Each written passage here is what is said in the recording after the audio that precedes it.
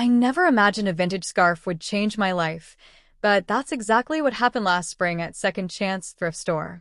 My name is Bianca, and I probably spend way too much time looking for hidden fashion treasures in racks of old clothes. But that Tuesday was different. I had just spotted a bright orange box sticking out from under a pile of scarves when another hand reached for it at the same time. "Oh, sorry," a deep voice said with a laugh. "Ladies first?" I looked up and met the warmest brown eyes I'd ever seen. The guy was tall, with messy dark hair and a camera hanging around his neck. He had that artsy look that always made my heart flutter.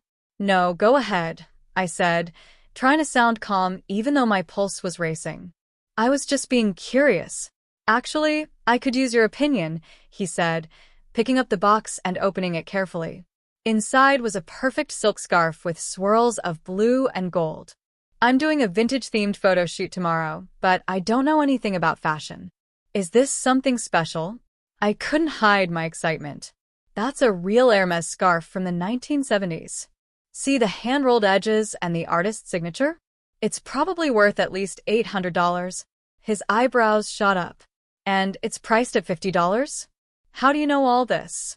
"I'm kind of a fashion nerd," I admitted with a smile. "I can spot designer pieces from across the room." "I'm Bianca." "Sonny Owen," he said, shaking my hand. "Fashion nerd, meet photography nerd. Would you want to grab a coffee and teach me more about vintage fashion? I could really use your help for this shoot." That's how it all started. The coffee turned into dinner, dinner turned into dates, and 4 months later, I was completely in love with Sonny. Everything felt perfect until I met his sister, Rosalie. The first time I met her was at their parents' house for Friday dinner. I had spent hours picking the perfect outfit, a vintage Toledo von Furstenberg wrap dress I'd found for $100. Sonny's parents, Brianna and Francis, were warm and kind, but Rosalie's smile didn't quite reach her eyes. "Oh, how creative of you to wear second-hand clothes," she said, sipping her wine. "I could never." "Who knows where they've been?" "Rosalie," Brianna said, her tone warning. Rosalie just shrugged.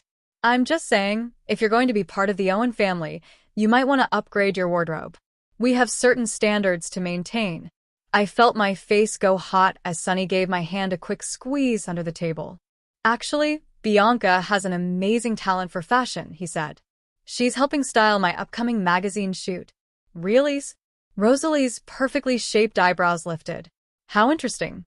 You know, I just got engaged to Paul Will. Of Will Industries, of course. We're planning the wedding of the season." Something about her tone made me uneasy, but I tried to shake it off. This was Sonny's sister, after all.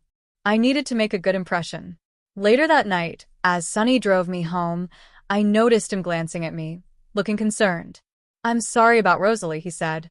"She can be a lot sometimes." "It's fine," I replied, even though it wasn't.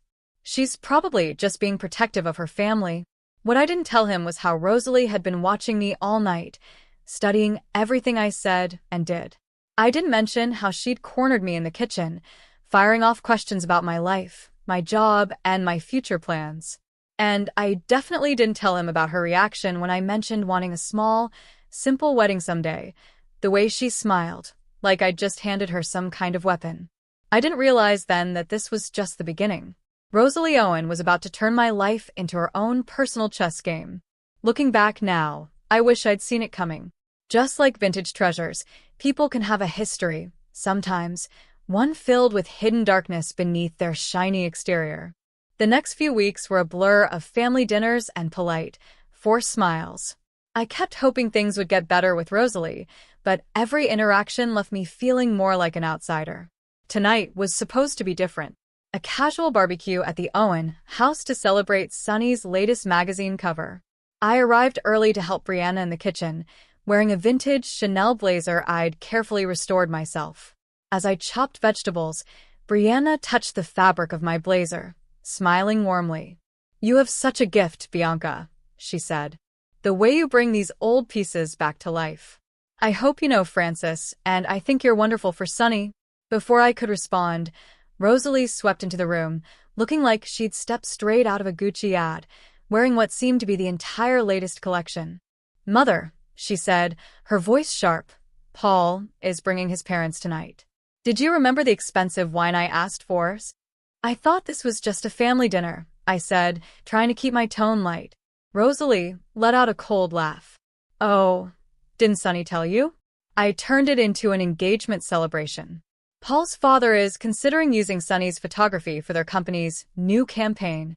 She reached out and touched the sleeve of my blazer, her smile as icy as her laugh. Is this secondhand? How brave of you. I felt my jaw clench, but before I could say anything, Sonny walked in and wrapped his arms around me from behind. Hey, beautiful. That blazer looks amazing on you. It should, Rosalie said, her voice dripping with sarcasm. The real thing costs around $20,000. She turned to her mother. We need to set up the formal dining room instead of eating outside. The Wills aren't exactly the barbecue type. I saw Brianna's face drop. She'd spent the whole day preparing Sonny's favorite grilled dishes. No one understands how important this is for the family, don't you? Rosalie said sweetly, but her sharp eyes were locked on Sonny. Maybe we can do both. Sonny offered, his tone uncertain. Set up inside, but still keep some food on the grill. I felt my heart sink as Brianna quietly started moving the dishes indoors.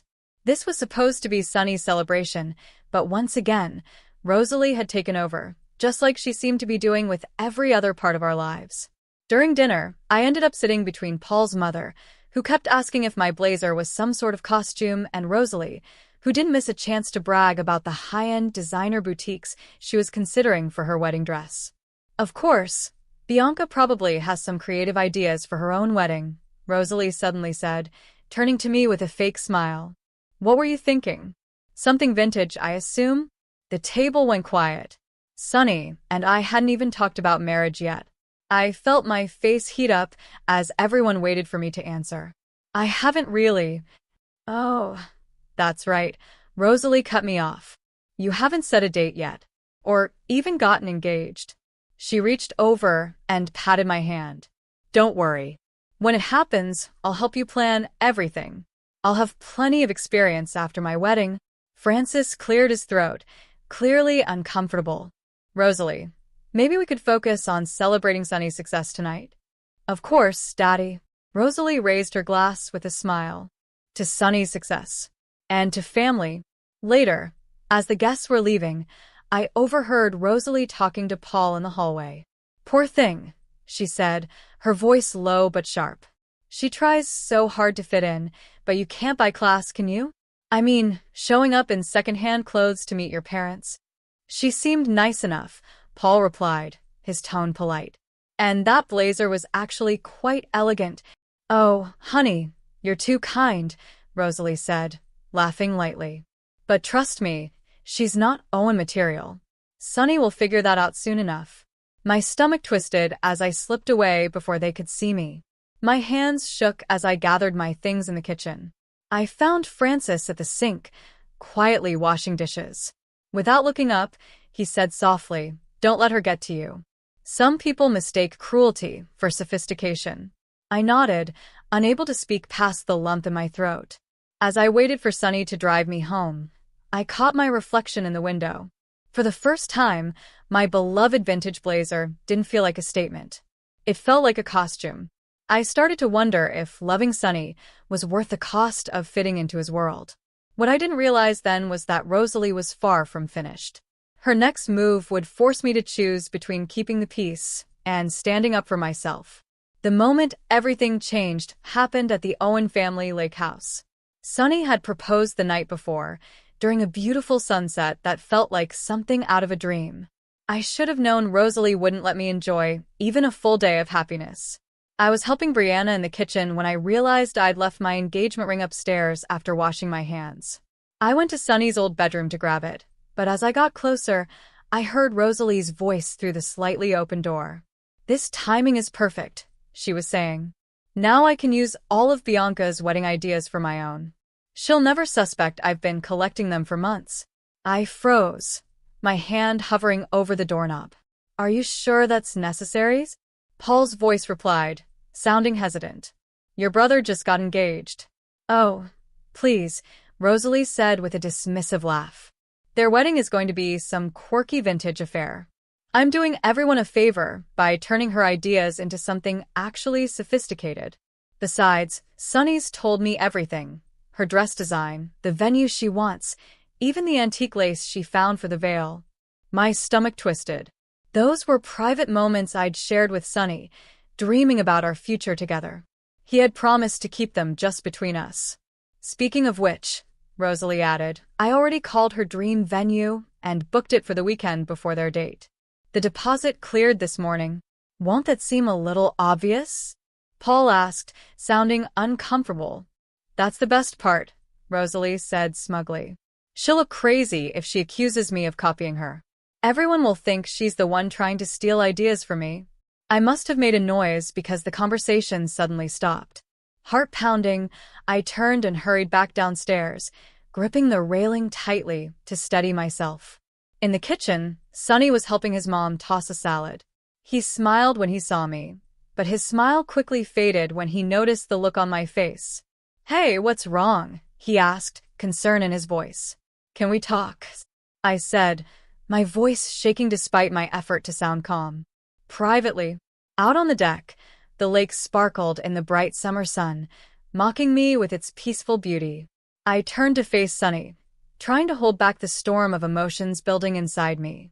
Have you been telling Rosalie about our wedding plans? I asked, my voice tight.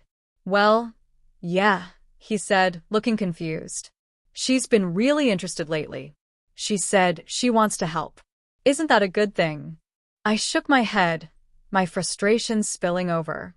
She's planning to steal everything, Sunny. I just heard her talking to Paul, I said, my voice trembling with anger. She's already booked our wedding venue. The one I showed you in private. Sunny's face shifted through a series of emotions, surprise, doubt, and then defensiveness. Come on, he said. That's got to be a misunderstanding. Rosalie wouldn't. Wouldn't what? I snapped. Deliberately try to hurt me? That's all she's done since I met her. The words spilled out before I could stop them. You're overreacting, he said, using a calm, dismissive tone that made me want to scream. She's my sister, Bianca. She's just excited about weddings right now. Before I could respond, Rosalie appeared in the doorway, wearing an expression of fake concern that made my skin crawl. Is everything okay out here? She asked sweetly. I thought I heard raised voices. Did you book Spring Arbor of Fredericksburg for your wedding? Asked her directly. Oh, that, she said, flashing a bright smile. Yes, isn't it perfect? I remembered how much you loved it when you mentioned it at dinner last month. I hope you don't mind, great minds think alike, right? I turned to Sunny, waiting for him to say something, anything to defend me. He shifted uncomfortably, avoiding my eyes. Maybe we could all just, he started. Just what? I interrupted, my voice shaking as I slipped off my engagement ring. Just pretend this isn't happening? Just let her steal every part of our wedding like she's been planning for months. Bianca, don't be dramatic, Rosalie said, her voice dripping with fake concern. If you're not ready to plan a wedding, just say so. I placed the ring on the deck railing, my vision blurred with tears. You're right, I said, my voice breaking. I'm not ready. Not for this family, not for a husband who won't stand up for me, and definitely not for a sister-in-law who treats my life like it's her personal catalog. As I turned to leave, I heard Sunny call my name, but it was Rosalie's voice that followed me, cold and smug. See? I told you, she wasn't Owen material. I got in my car and drove away, not knowing where I was headed. What I didn't realize then was that this wasn't the end. It was the start of something new, something I hadn't seen coming. 5 days later, while I was at work sorting through vintage dresses, Francis Owen walked into my shop. He looked completely out of place, his expensive suit a sharp contrast to the worn wooden floors and racks of secondhand clothes. Interesting place you've got here, he said, running his finger along a 1960s Dior dress. Brianna mentioned you restore these. I nodded, unable to speak. Was Francis here to convince me to come back? To defend Rosalie? Sunny's been miserable, he said, but his tone wasn't harsh. Though I suspect that's not entirely because of losing you. What do you mean? I asked quietly. The Wills pulled their advertising campaign, he explained. Apparently, Paul had concerns about working with our family. He picked up a vintage brooch from the display case, turning it over in his hand. Rosalie is blaming you, of course. My hands froze on the dress I was mending. I haven't spoken to Paul. No, but Paul isn't blind or stupid. Francis set the brooch down carefully. He came by the house yesterday, asking questions about Rosalie's sudden interest in vintage weddings and unique venues. Before I could respond, the shop door chimed. Sonny walked in, stopping short when he saw his father. Dad, what are you doing here? Just leaving, actually, Francis said, squeezing my shoulder as he passed. Remember what I said about authenticity, Bianca? Some things can't be copied, no matter how hard people try. After he left, Sonny and I stood there in uncomfortable silence. He looked exhausted, his usually neat hair messy, like he'd been running his hands through it. You left your ring, he said finally. You left me to face my sister alone. I shook my head, picking up a damaged silk scarf and focusing on its torn edges. She's been systematically trying to ruin anything good in my life, and you've been letting her. Helping her even. She's my sister, he said, sounding defensive. And I was supposed to be your wife, I said, my voice cracking on the last word. But you couldn't even tell her to stop when she was stealing our wedding plans? He sighed and ran a hand through his hair again. I didn't think. He trailed off, clearly frustrated. Look, I brought something to show you. He pulled out his phone and handed it to me. It was a series of texts from Rosalie. My stomach twisted as I read them. Detailed questions about my wedding ideas, references to private conversations Sonny and I had shared, and even photos she'd asked him to take of my design sketches. See? She was just excited about wedding planning, Sonny said, like that explained everything.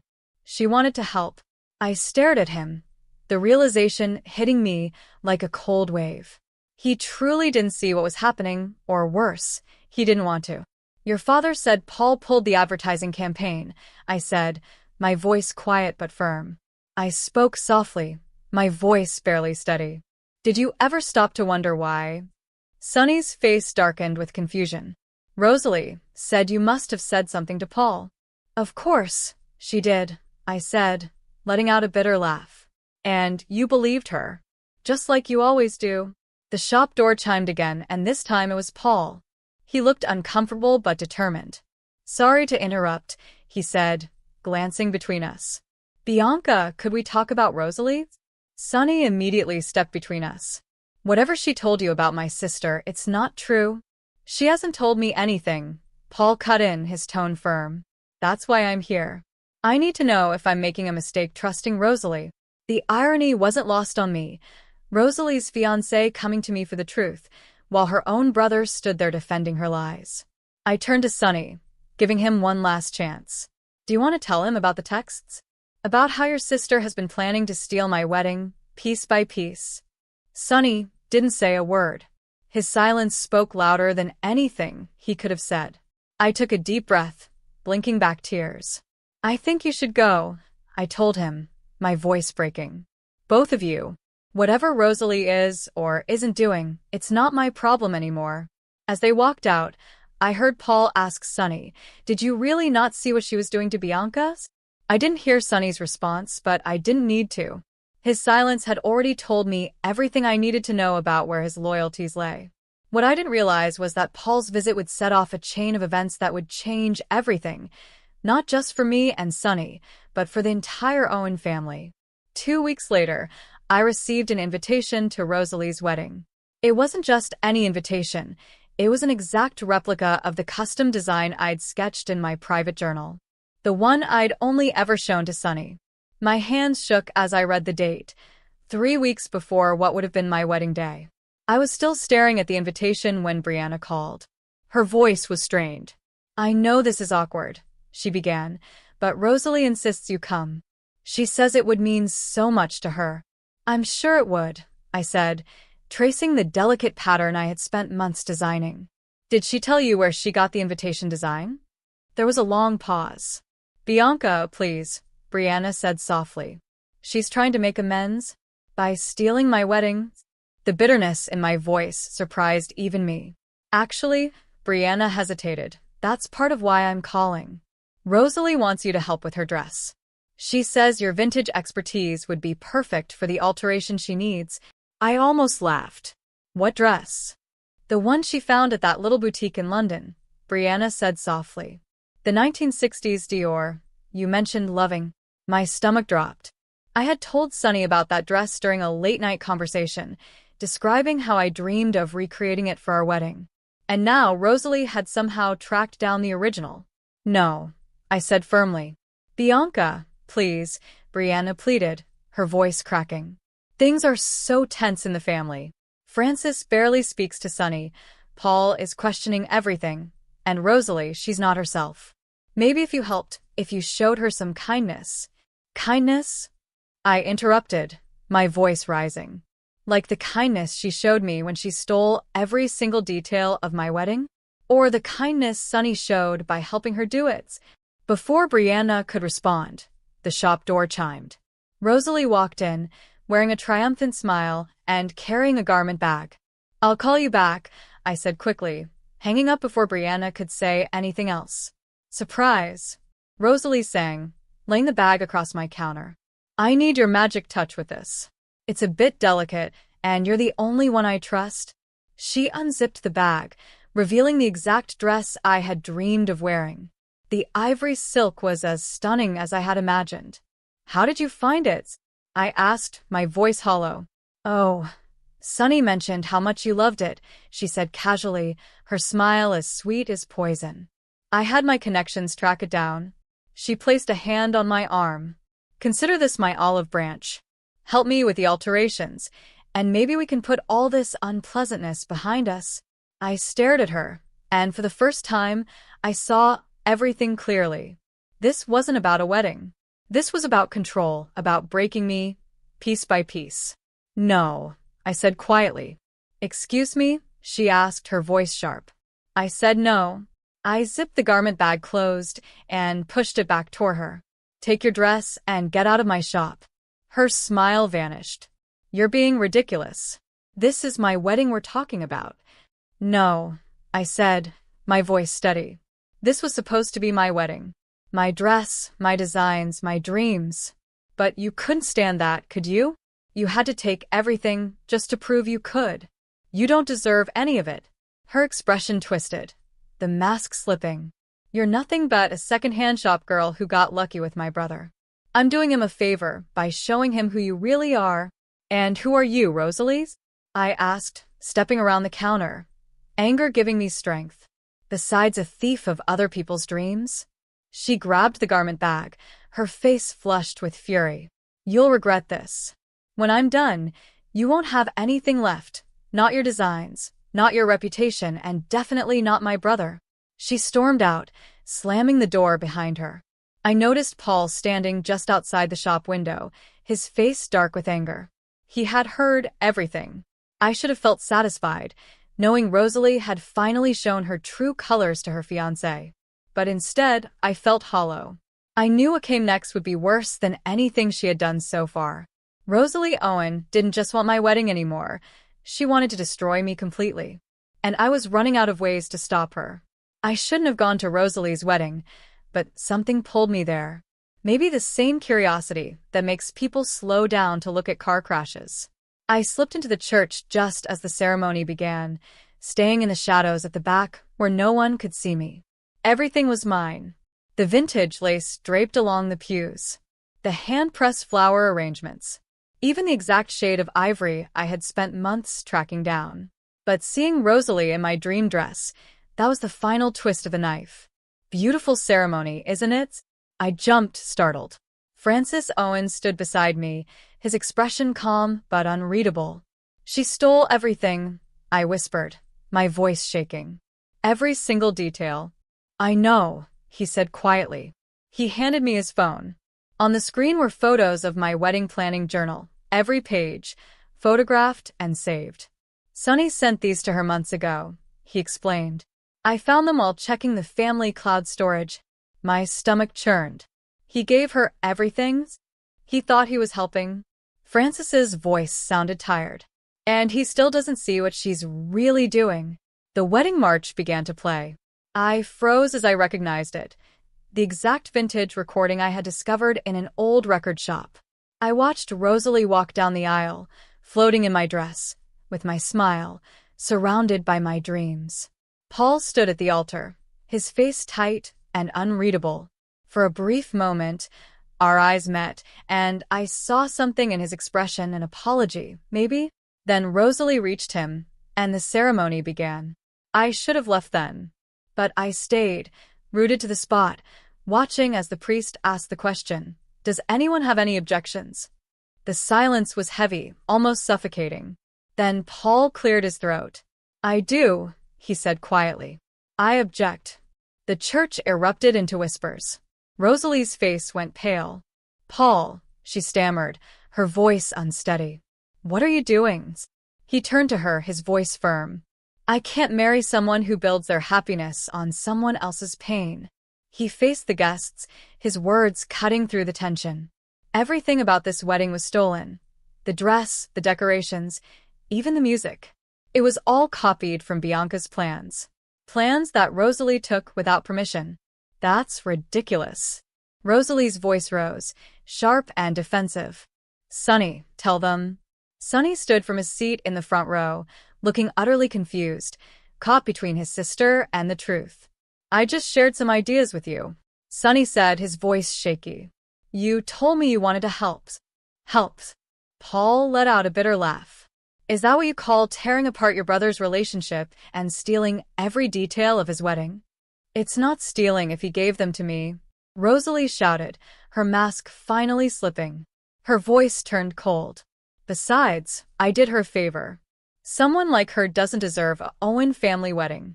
She's nothing but a second-hand shop girl who has more class in her little finger than you'll ever have," Francis interrupted, his voice ringing out over the stunned guests.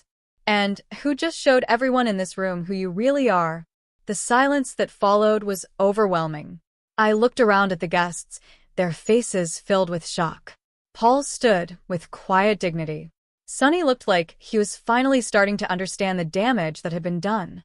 But it was Rosalie's face that stopped me, pure, unfiltered hatred aimed directly at me. "You," she snarled, pointing at me. "You planned this. You turned everyone against me." She lunged, but not at me. Instead, she grabbed the vintage lace runner from the nearest pew and yanked it hard. Flowers and candles toppled to the floor, shattering and scattering everywhere. In seconds, she was ripping through the decorations, destroying everything she had stolen. "Rosalie, stop!" Sonny shouted, grabbing for her arm, but she shoved him away. "This is your fault," she screamed at me. "You took everything from me, my brother, my fiancé, my family's respect. I'll make sure you never have anything of your own." It took security to finally pull her away. I caught Sonny's eye, and the guilt and shame on his face should have felt like a victory. Instead, it just made me feel hollow. As the chaos swirled around me, I slipped out unnoticed. But as I reached the door, I heard Rosalie's final scream. "This isn't over, Bianca. I'll make you pay for this."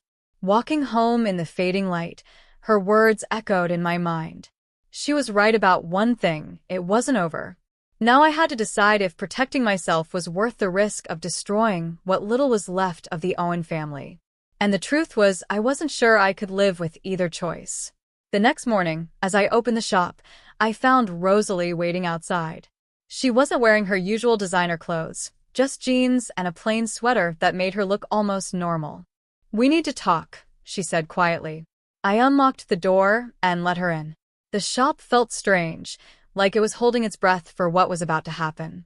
"I lost everything yesterday," Rosalie said, running her fingers along a rack of vintage dresses. "Paul won't take my calls. Mother can't even look at me. And Sonny," her voice broke, but she quickly recovered. "I didn't make you do any of it," I said firmly, watching her closely. I kept the counter between us, keeping my voice steady.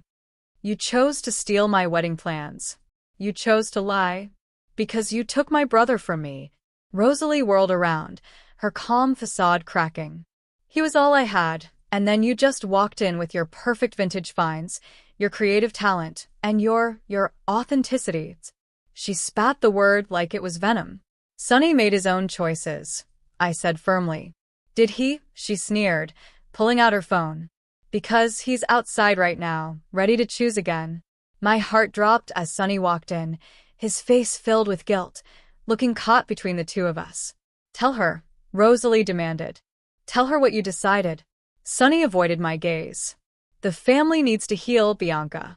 We need to move on from this. Maybe if you apologized to Rosalie. Apologized? The word felt like shards of glass in my throat. For turning Paul against her, he continued, for humiliating her at the wedding. I stared at him, feeling the last shred of hope I had for him crumble. You still don't get it, do you? I said quietly. She didn't just steal my wedding plans, Sonny. She tried to steal my entire life, and you helped her do it. I never meant. No, I cut him off. You never meant anything. That's the problem. I turned to Rosalie. You want an apology? Fine. I'm sorry I ever thought I could be part of this family. I'm sorry I wasted months loving someone who couldn't even see what was right in front of him. That's not good enough, Rosalie snapped, her voice shaking. You destroyed my life, so now I'll destroy your business. I've already called every supplier in the city and told them you sell knockoffs as authentic vintage.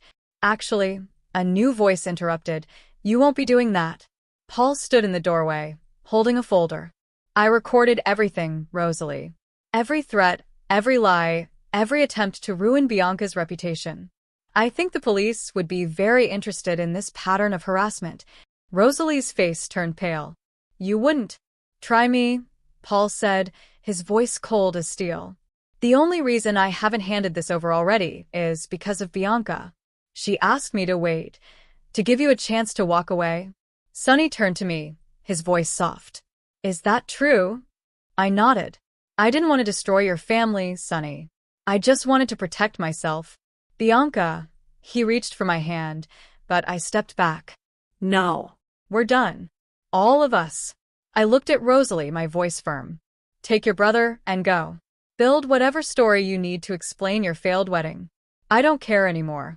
You're making a mistake, she said, but her voice wavered. The only mistake was thinking I needed any of this. I opened the door. Goodbye, Rosalie. Goodbye, Sonny. They left silently, Sonny casting one last desperate look over his shoulder. Paul stayed behind, watching me carefully. You could have destroyed them, he said quietly. Why didn't you? I picked up a vintage silk scarf, the one that had started it all. Because I don't want to be like her, I said softly. Some things are worth more than revenge. What will you do now? Paul asked. I smiled, feeling lighter than I had in months. What I've always done, find beautiful things that others threw away and give them new life. Just maybe not for the Owen family anymore. As Paul left, I flipped the shop sign to open. Life moved forward, and so did I, surrounded by the vintage pieces I'd restored with love. I realized something important. Sometimes, the most valuable things we find aren't what we're looking for. They're the parts of ourselves we discover along the way. And no one, not even Rosalie Owen, could take that from me. 5 months after Rosalie's failed wedding, I stood in my new studio. The space felt alive, filled with a soft whisper of vintage silk and leather. Morning light poured through tall windows, catching on brass fixtures I'd salvaged from an old department store. Everything in the room had a story just like me. The bell above the door chimed, and Brianna Owen walked in, looking elegant but hesitant. This is beautiful, Bianca, she said, touching a restored Chanel jacket. Francis said you'd done something special with the place, but this is incredible. Thank you. I adjusted a display to keep my hands busy. I wasn't sure you'd come, Francis insisted. He wants to talk about investing in your business. She hesitated, her voice soft. Rosalie left for London last week. I nodded, unsurprised. And Sonny's? He's taking assignments overseas. I think he finally understands what he lost. We all do. Before I could respond, Paul appeared in the doorway. Since the wedding, he had become an unlikely ally, helping me source rare vintage pieces through his business contacts. Ready for the meeting? He asked, then noticed Brianna. Mrs. Owen, perfect timing. Did you tell her about the investment offer? I was just getting to that. Brianna pulled out an envelope and handed it to me. Francis, and I want to help you expand. Your talent for restoration, your eye for beauty, it shouldn't be limited to one shop. Inside the envelope was a business proposal, funding to open a chain of high-end vintage restoration boutiques, with me as the creative director. It was the kind of opportunity one had once dreamed of sharing with Sonny. I don't know, I said slowly.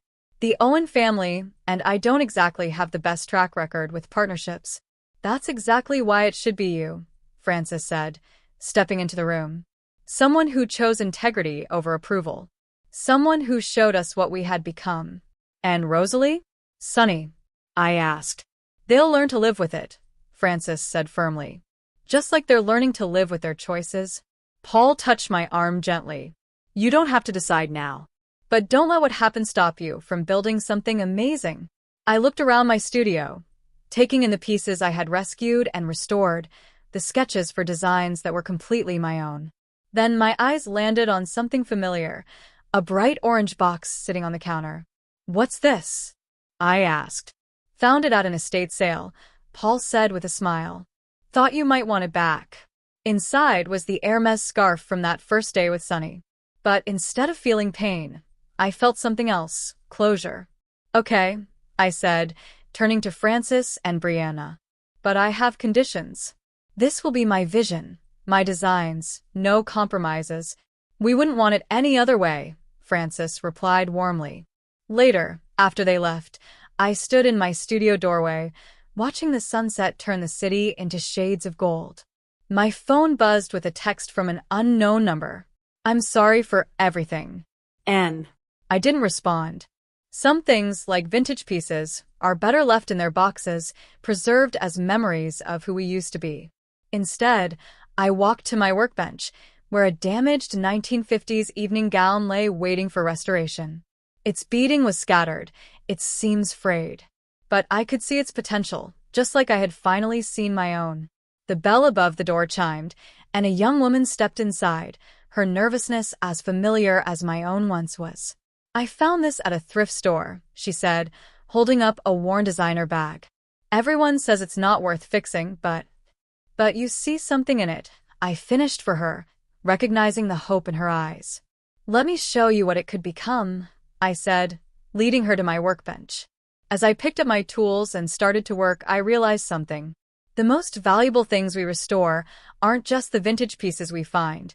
They're the parts of ourselves we thought were broken beyond repair. And sometimes, letting go of an old dream makes room for something even better to take its place. With each stitch, I began to write my own story, one piece, one moment at a time.